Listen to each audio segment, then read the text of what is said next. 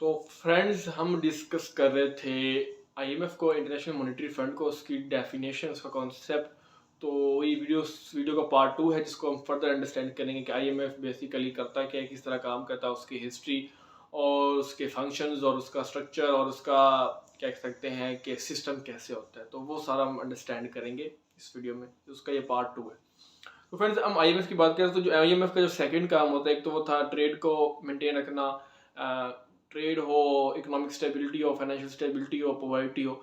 उसके बाद इसका आता है कि जो आईएमएफ है ये डाटा कलेक्ट करता है, मैसिव जो अमाउंट ऑफ डाटा है डिफरेंट स्टेट्स का, ग्लोबल इकोनॉमीज के रिगार्डिंग।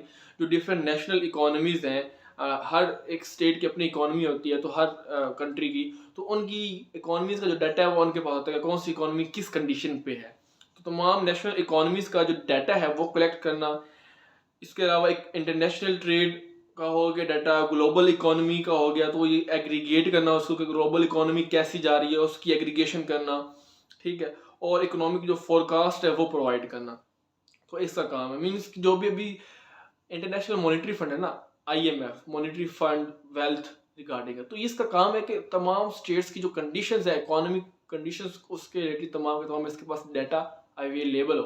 तो उन डाटा को वो एक तो कलेक्ट करती है कि कौन सी स्टेट, कौन सी जो नेशन है, कौन सी जो कंट्री है वो किस कंडीशन में है, किस जो है वो लेवल पे है, कौन सी उसकी कंडीशन जा रही है, क्या उनकी इकोनॉमी स्ट्रांग है, वीक है, कितनी स्ट्रांग है, कितनी वीक है, डिफॉल्ट करने वाली जो भी है। तो सारा का सारा जो नेशनल इकोनॉमीज का है डाटा इसके पास होता है। इसके साथ जो एग्रीगेशन होता है, ओवरऑल जो होता है डाटा वो एग्रीगेट करता है कि कितनी इकोनॉमी अब जा रही है, पहले कितनी थी, 2020 में कितनी थी, 2021 में कितनी है, 19th सेंचुरी में कितनी थी, 20th सेंचुरी में कितनी है। तो सारा डाटा इसके पास होता है। तो वो उस डाटा को फिर यूटिलाइज करके वो फोरकास्ट करते हैं, प्रोवाइड करते हैं कि अगर आपकी इकोनॉमिक कंडीशन पिछले 10 साल में ऐसी रही है या पिछले 5 साल में ऐसी रही है, डाटा उनके पास है, तो पॉसिबिलिटी है कि नेक्स्ट जो 5 ईयर्स है वो आपकी इकोनॉमी इस तरह चलेगी। तो एक तरह के प्रिडिक्शन करते हैं कि बताते हैं कि आपकी इकोनॉमी जो होगी वो इस तरह डिफॉल्ट कर सकती है, या इतनी ग्रो कर सकती है, या आपने ये चेंजेस लाने हैं तो आपकी इकोनॉमी डेवलप कर सकती है। तो ये इसका काम होता है। इसके बाद फ्रेंड्स जो मोस्ट इम्पोर्टेंट और सिग्निफिकेंट टास्क है आईएमएफ का, या वर्किंग है, जो रोल है, फंक्शन है, तो वो ये फंक्शन है कि उसने लोन्स देना होता है, कर्जे देना होता है तमाम की तमाम जो कंट्रीज हैं जिनमें इकोनॉमिक क्राइसिस आ रहा है, जिनमें इकोनॉमिक डिस्ट्रेस आ रहा है, उन इकोनॉमिकली वीक कंट्रीज को ये आईएमएफ लोन प्रोवाइड करता है। इसके साथ लोन उनको देता है जिनकी जो होती है फाइनेंशियल क्राइसिस होती हैं, और उन फाइनेंशियल क्राइसिस को टैकल करने के लिए ये लोन प्रोवाइड करता है कि उन स्टेट्स को लोन दिया जाएगा तो वो उस लोन्स को यूज़ करके फाइनेंशियल क्राइसिस को मिटिगेट कर पाएंगे या उसको प्रिवेंट कर पाएंगे। तो उसके लिए ये आईएमएफ जो होता है लोन देता है, पैसे देता है, कर्जे देते हैं, ताकि वो स्टेट्स जो है स्टेबल हो जाए। तो ये इसका काम होता है। ठीक हो गया। नेक्स्ट अब हम आईएमएफ की फ्रेंड्स बात करें तो हमें पता चलता है कि आईएमएफ जो है वो बेसिकली वाशिंगटन डीसी में इसका हेडक्वार्टर है। ये आईएमएफ जो है वाशिंगटन डीसी में है, ठीक है। और इस जो ऑर्गेनाइजेशन है इसके अभी 190 मेंबर कंट्रीज हैं। मीन्स ये जो ऑर्गेनाइजेशन है 190 कंट्री से मिलकर बनी हुई है। तो 190 जो कंट्री के मेंबर्स हैं वो इसके अंदर इन रोल है। ठीक हो गया। तो हर जो स्टेट है, हर जो कंट्री का मेंबर है, वो आईएमएफ में अपनी उसकी रिप्रेजेंटेशन है, ठीक है। आईएमएफ जो एग्जीक्यूटिव बोर्ड है उसमें उसकी रिप्रेजेंटेशन है, ठीक है, in proportion to its financial importance, कि जितनी उसकी फाइनेंशियल इंपॉर्टेंस है उस हवाले से उसकी रिप्रेजेंटेशन। अगर उसकी फाइनेंशियल कंडीशन अच्छी है तो उसकी इंपॉर्टेंस भी ज़्यादा है, अगर वो क्राइसिस में है तो उसकी इंपॉर्टेंस कम है। तो उसकी रिप्रेजेंटेशन है आईएमएफ के अंदर तमाम स्टेट्स की, और वो डिपेंड कर रही है फाइनेंशियल इंपॉर्टेंस उसकी जो है वो प्रोपोर्शन उस हिसाब से है, उस प्रोपोर्शन में है जितनी उनकी जो है कोटा है, जितनी उनकी वोटिंग पावर, जितना उनका रिजर्व है, जितना उनके पास एसडीआर है। तो कोटा जो होता है वहाँ पे वो एक आईएमएफ के अंदर डिसीजन जो लेने होते हैं आईएमएफ में, आईएमएफ ने, तो उन डिसीजन में जो है वो कोटा डिटर्मिनेंट एक होता है। कोटा एक डिटर्मिनिंग फैक्टर है जिसकी वजह से जो कंट्रीज हैं वो डिसीजन लेते हैं और वो वर्किंग करते हैं। तो अब बताया है कि 1 लाख एसडीआर हो तो एक वोट मिलता है, ठीक है। तो तमाम जो मेंबर्स हैं उनकी रिप्रेजेंटेशन एग्जेक्टिव जो है उसके अंदर, ठीक है। तो वो एग्जेक्टिव बोर्ड के अंदर उसकी तमाम की उनकी रिप्रेजेंटेशन है और वहाँ पे उनकी जो इंपॉर्टेंस है वो फाइनेंशियल के रिगार्डिंग है। जिनका फाइनेंस ज़्यादा है उनकी इंपॉर्टेंस भी ज़्यादा, उनकी सिग्निफिकेंस भी ज़्यादा, उनकी डिसीजन मेकिंग पावर भी ज़्यादा है, उनका इन्फ्लुएंस भी ज़्यादा है, और जिनकी कम है ऑटोमेटिकली कम होगा। तो ये बेस कर रही है आपके फाइनेंशियल सॉवरेनिटी के ऊपर, आप कितना फाइनेंशियली सॉवरन है, कितने फाइनेंशियली तौर पर आप स्टेबल है। ठीक हो गया। नेक्स्ट ये है कि आईएमएफ जो है उसका ये मिशन है कि वो ग्लोबल मॉनेटरी कोऑपरेशन को फोस्टर करे, कि मॉनेटरी जो है कोऑपरेशन हो, फाइनेंशियल जो कोऑपरेशन है वो उसको सिक्योर किया जा सके, फाइनेंशियल स्टेबिलिटी को सिक्योर किया जा सके।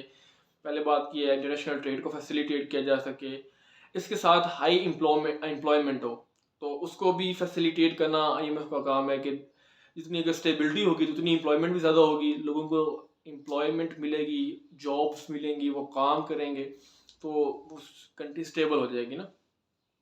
इसके बाद सस्टेनेबल इकोनॉमिक ग्रोथ हो, इकोनॉमिक ग्रोथ अच्छी हो, सस्टेनेबल हो, मुनासिब हो, पॉवर्टी कम हो, तो ये सारा इसके अंदर आ जाता है।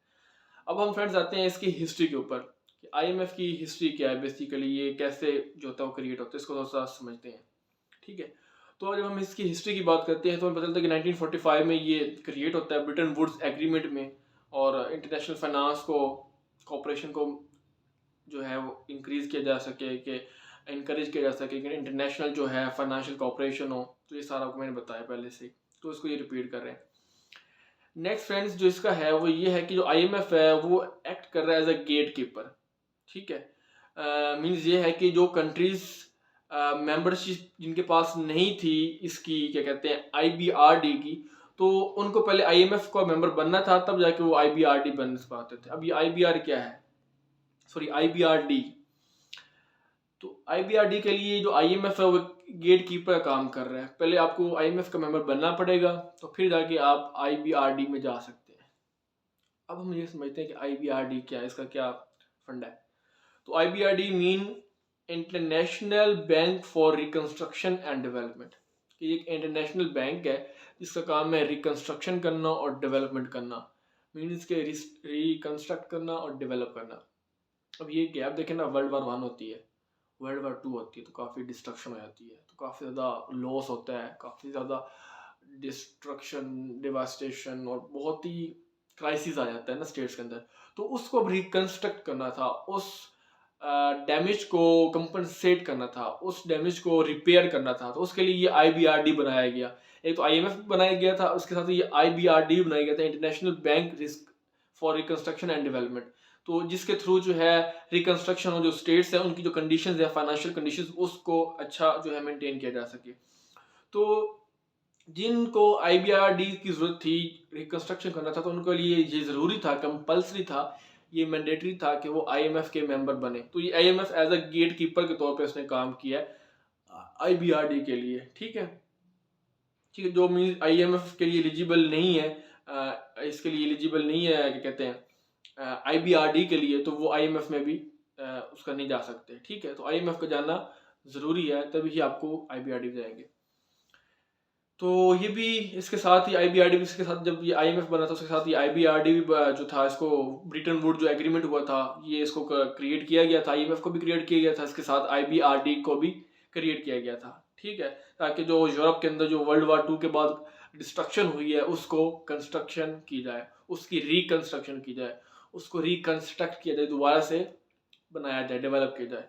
ठीक है, तो उसके लिए जो है वो उनको मेंबर होना पड़ेगा आईएमएफ का। तो ये इसके अंदर था। इसके बाद आप देखें तो जो ब्रिटेन वुड सिस्टम है, जो क्योंकि ब्रिटेन वुड कॉन्फ्रेंस हुई थी 1944 में, फिर ब्रिटेन वुड इसको नाम दे दिया गया कि ये ब्रिटेन वुड सिस्टम है, क्योंकि ब्रिटेन में हुआ था। BRETTON, ये वो दूसरा ब्रिटेन स्टेट नहीं है, ये दूसरा वर्ड है।